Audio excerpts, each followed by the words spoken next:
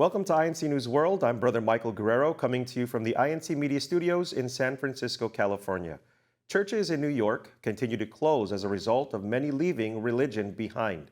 But we go to Long Island City and see how one house of worship continues to stand tall and remains open, undergoing a recent renovation in time for a milestone event. PJ Hughes with more.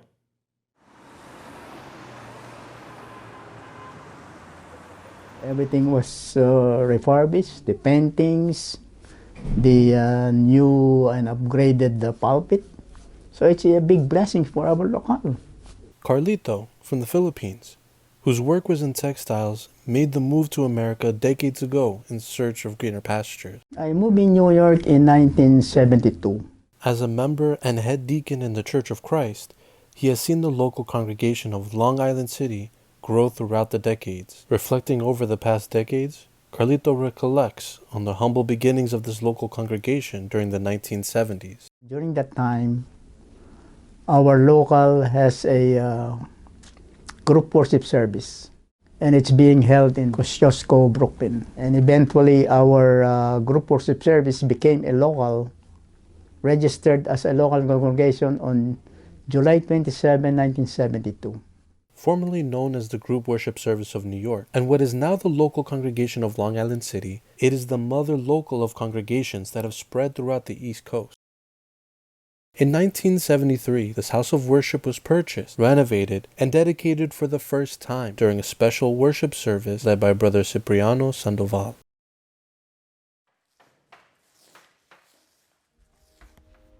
And today, it stands tall, with exteriors brightly lit, prepared for its rededication to God. Carlito and others in the Ecclesiastical District of New York gathered for this momentous event.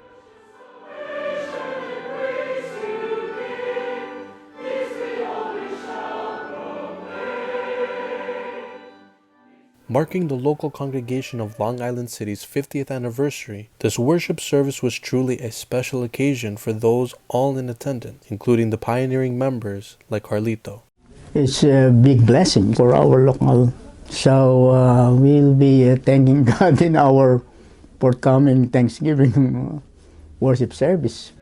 Led by Supervising Minister Brother Rico Del Rosario, this sacred gathering was held to give thanks to the Almighty God for this newly renovated edifice. And other pioneers like Dina, a choir member of over 50 years, attest that this is truly because of God's mercy. Seeing the chapel, even from the eyes of strangers or non-members, you could see the progress that the church has obtained, that through God's help, the stature of the church has gone so much higher than the previous decades. Not only in the houses of worship, but also in the way that the brethren worship and perform.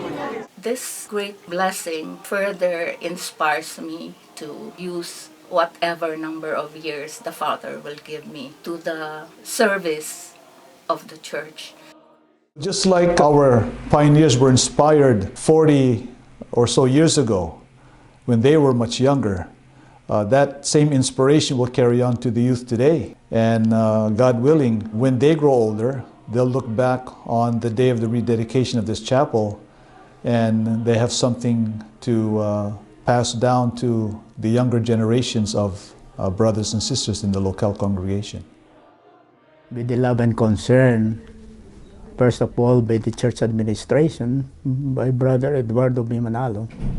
We are inspired. All the brethren are really, became elated and very active in performing their duties in the church. And of course, we'll be inspired because, this is a very nice house of worship. We have to forever be thankful to God by using Brother Eduardo B. Manalo as an instrument in pursuing for the renovation of our house of worship. The house of worship that was rededicated here in New York was just one of the many that have been dedicated to the Almighty God this year. And this work will only continue as the Church of Christ continues to grow throughout the world. To keep up to date with the latest news happening inside the Church of Christ, log on to incmedia.org/INCNewsWorld or visit our YouTube page for the latest INC News World episodes. PJ Hughes for the Iglesia Cristo News Network, Long Island City, New York. From Western Europe to Oregon, let's take a look at the latest activities in the Church of Christ. Our first stop takes us to the ecclesiastical district of Western Europe. To commemorate the 104th anniversary since the Children's Worship Service organization's establishment, a special gathering was held. Gathered in the local congregation of Valdoise and led by the district supervising minister, Brother Marvin Adriano, CWS officers and teachers like Ronald and Aya were able to receive reminders in fostering the faith of the youth. En tant qu'officiers, nous avons une grande part importante dans l'édification et la prise en charge de nos petits frères et sœurs dans l'Église. Nous aidons l'administration de l'Église afin de pouvoir prendre soin de nos petits frères et sœurs, de cette jeune génération de l'Église.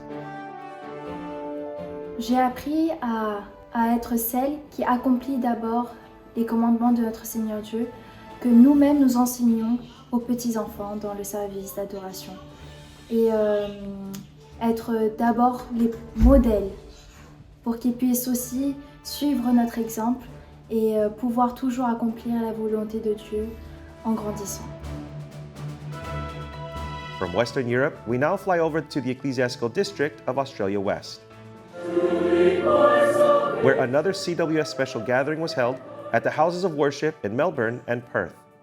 With some also connected via video conferencing, the special gathering was led by District Supervising Minister, Brother Romeo Beltran. From Australia West, we now head over to the Ecclesiastical District of Oregon, where Church of Christ members in the Portland metro area gathered together at the American Red Cross Blood Donation Center and heeded the call of donating blood due to shortages. For Mary, this act of saving lives was much more than a kind gesture. It just feels overwhelming, rewarding feeling and fulfilling to be able to do this together. Like, most importantly, for other people who don't know about the church, they would be able to be introduced to it in these shirts. The nurses or the technicians, they were asking me about the church that we go to. This gesture was also an exercise of true faith, looking to positively impact the people in their community, like Jeffrey, a phlebotomist with the Red Cross. I've had family members that have needed blood donor transfusions, and so doing this is giving back and doing it's very important. It makes me feel a lot of gratitude for you coming in, bringing in colleagues, co-workers, friends to come donate. It helps a lot in the community. And as long as there remains a need, Church of Christ members will be there to assist the community. In the District of Texas, Bookwood members had the opportunity to take part in a special gathering held at the House of Worship of the local congregation of Humble, led by District Supervising Minister, Brother Gino Ramilo. The special gathering was then followed by a Bookwood night event for them to spend quality time together. It was an evening for these couples from around the district to dress up, enjoy each other's company, while spending time with other married couples who uphold the Christian values of lifelong marriages given by God. Members around the world continue to be united and inspired through activities like these aimed to promote Christian values found in the Church of Christ. If you want to learn more about the Church of Christ, visit incmedia.org/about us.